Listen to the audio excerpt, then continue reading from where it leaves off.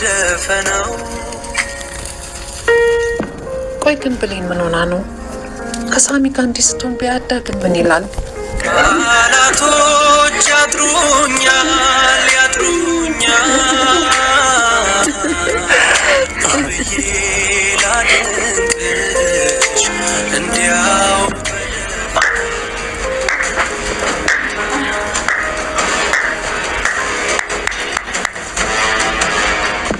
ወይኔ እንደፈራሁት ዳግም መጣ።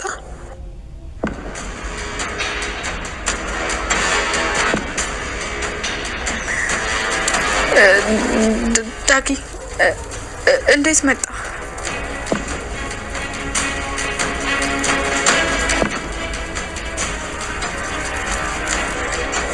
አንተ ውሻ! ለዚህ እንደሆነ አውቄው ነበር። ዳጊ እባክህ ተረጋጋ። እንዳሰብኩ አይደለም። ምንም የተፈጠረ ነገር የለም። እዚህ ጋር አየር እየተቀበልን ነበር። ምን እንዳሰብክ ገብቶኛል፣ ግን በፍጹም ልክ አይደለም። እኔን አታምነኝም? አምኜሽ ነበረ። ነገር ግን ትልቁ ሰታቴ አንቺን ማመን እንደሆነ ዛሬ ገብቶኛል። እሺ አሁን ዞር በይ። ሰማኛለህ? ለምንድን ነው የማትለኝ? ለምንድን ነው በማራችን የገባ የምንበጠብጠው? አላበዛውም? አላበዛውም? ምንድን ነው ችግር? ምንድን ነው ችግር? ተናገራ። እያልኩ እኮ ነው። ምንድን ነው የምትረጋው? ገና እገልሃለሁ። ተረጋጋ እያልኩ እኮ ነው። ተረጋጋ። ምንድን ነው የምትረጋው? ተረጋጉ እንጂ ምን እየሆናችሁ ነው? በቀላሉ አንላቀቃትም። እኔ እናንተ ብሌን ተጎዳሽ? መሬቱ አልመታሽማ? ምን አባ ገባ? ቆይ ከመቼ ወዲህ ነው ለብሌን ሀሳብ የሆንከው? ሰማኛለህ አይደል? ለብሌን ማሰብ አይጠበቅብህ። ይኸውልህ ሁሉም ልታተል ትችላለህ። እኔም ግን በፍጹም አታታልኝ፣ በፍጹም። አረ በፈጠረ ዳግም። ሳሚና ብሌን እሳት እያነደዱ በረንዳ ላይ አሪፍ የተባለ ጊዜ እያሳለፉ ነው የሚገኙት። በዚህም እንግዲህ መጀመሪያ ሰላም ነበር ያየቻቸው። በከፍተኛ ድንጋጤ ነበረ የነበረችው። ምክንያቱም ዳግም ቢያት ምን ሊፈጠር እንደሚችል እያሰበች ከፍተኛ ጭንቀት ውስጥ ሳለች ነበረ ልክ የጠረጠረችው። ሰከንድ ሳይቆይ ዳግም ከውጭ የመጣው ማለት ነው። እንግዲህ ሳሚና ብሌን ተቃቅፈው አንድ ጋቢ ለሁለት ለብሰው ከመጠን በላይ እያሳቃትና እያሽኮረመማት እያቀፋትም ነበረ እና ይህንንም ወይዘሮ ሰላም በኋላ ስትጠይቀው ሆን ብዬ ነው ጋቢ የለመንኩሽ፣ ከጎኔ ተቀምጣ እንዳቅፋትና እንዳዋራ ስለፈለኩ ነው በማለት መልሶላታል ማለት ነው። ዳግም በኃይል እየተናደደ መጥቶ ሳሚን ጉሮሮን ያንቀዋል ማለት ነው። ብሌንንም በጥፊ መቷታል። ብሌን በዚህ ሰዓት ወድቃለች። እሷ ግን ምንም ድንጋጤ ውስጥ ስለነበረች ተነስታ ዳግምን ለማረጋጋትና ሁለታቸውን ለመገላገል እየሞከረች ነበረ።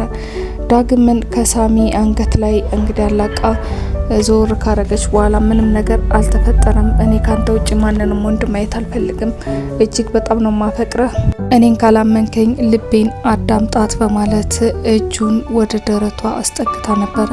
ዳግምም የተረጋጋ ይመስላል፣ ግን ሳሚ ላይ ከፍተኛ ዛቻ እየዛተ ነበረ። ምክንያቱም ከሱ ጋር አንድ ቀን ወይን ጠጥታ አታውቅም። ከሳሚ ጋር ግን በበጎ ፈቃዷ ቁጭ ብላ እሳት እየሞቀች እንጨት እያነደዱ ወይን ስትጠጣና ከመጠን በላይ ስትስቅ አይቷታል ማለት ነው። ይህንን ነበረ ዳግም መቆጣጠር ያልቻለው እና ምክንያቱንም ሲጠይቃት እንግዲህ የአልማዝን መገኘትና የሰላምን ነጻ መውጣት በተመለከተ ስለረዳን በጣም ደስተኛ ስለሆንኩ ከማንም ጋር አረጉ የሚችለውን ነገር ነው ያደረኩት በማለት ሳሚም እንዳሰበው እሷ በሌላ መንገድ እንደማትመለከተው ለማስረዳት እየሞከረች ነው። በሌላ በኩል ሰላም ሳሚን ተወዳታለህ ወይ ብላ ጠይቀዋለች። አዎ አይ ምናምን በማለት ተደነባብሯል። ሰላም ገብቷታል። በቃ ገባኝ ችግር የለውም በማለት ጥያቄውን ባላወቀ ለማለፍ ሞክራለች።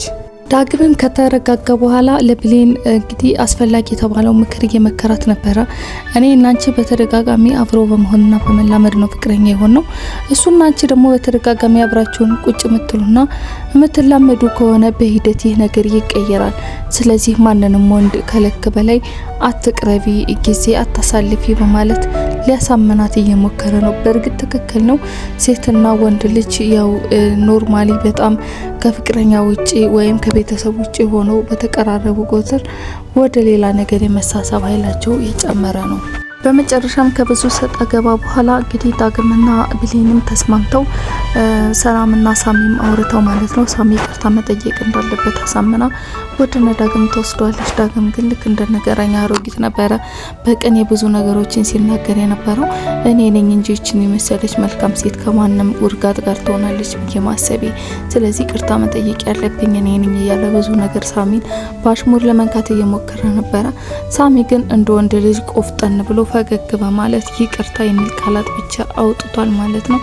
በመጨረሻም ሰላም ብዙ ጎረቤቶቻችን ስንረብሽ ስለመሸን ዛሬ አሁን መተኛትና ማረፍ አለብን በማለት ስታወራ ነበረ። ዳግም ከእንግዲህ በኋላ ለብሌን ቀለበት አሰረላታለሁ ከብሌን ክፍል እንዳድር ፍቀጅልኝ በማለት ሲለማመጥ የነበረው ሳሚም ብሌን አታረጊውም እኔ ለማስቀናት ነው ሁሉ ነገር የሚፈጥረው ያለ በውስጡ ከፍተኛ ድንጋጤ ውስጥ ገብቷል ማለት ነው። ምክንያቱም ዳግም ከብሌን ጋር አብሮ እንዳያድር በጣም እየጸለየ ነው ያለው። በመጨረሻም ሰላምን በዳግም ሀሳብ ተስማምታ ብሌንም እሺ ብላ ገብቷል ማለት ነው። ሳሚ ገብታ ረፍ ቢባልም እንደ ፖል ውጭ ላይ ተገትሮ ከፍተኛ ትካዜ ውስጥ ገብቷል ማለት ነው።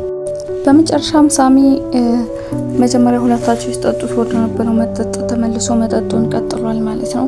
አሁን ምን እያደረጉ ይሆን? እንዴት አብረው ይተኛሉ? ወንድና ሴት አንድ ክፍል ተኝተው መቼም ምንም ነገር አይፈጠርም ማለት አይቻልም በማለት እየተብሰለሰለ ነው የሚገኘው። ለነገሩ ምንም ቢፈጠር እኔ እሷን አፈቀርኩ እንጂ ገላዋን አላፈቀርኩ ችግር የለውም መቼም ቢሆን አልተዋትም ሲል ለራሱ ቃል ገብቷል ማለት ነው።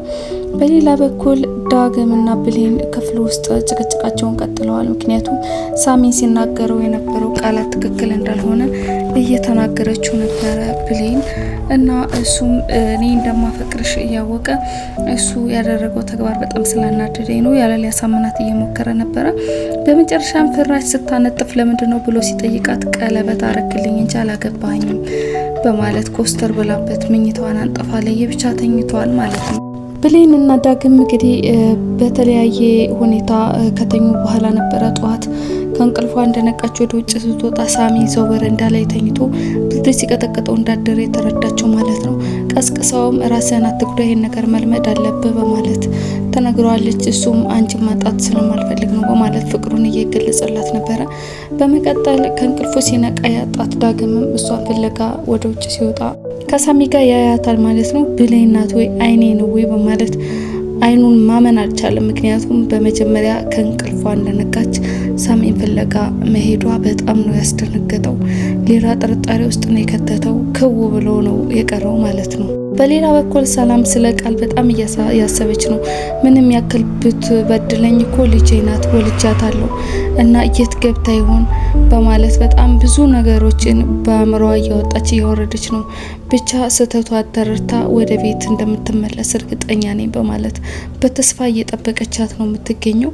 ቃል ደግሞ ምንም የሌለበት እንግዲህ መንገድ ላይ ተኝታ ብርድ እየቀጠቀጣት መልሳ ድሮ ወደ ነበረችበት የጎዳና ህይወት የተመለሰችበት ሁኔታ ላይ ነው ያለው እና ግን ሆኖም እንግዲህ ጎዳና ላይ እንደተኛቸው ወይዘሮ ገነት ወደ ቤተ ክርስቲያን ስትሄድ እዛው ታያታለች ማለት ነው። እና ወይዘሮ ገነት በተደነገጠ ስሜት ነበረ ቃልዬ ተነሺ ማለት ከእንቅልፏ ቀስቅሳ ከተኛችበት አንስታ ይዛት እየሄደች የነበረው።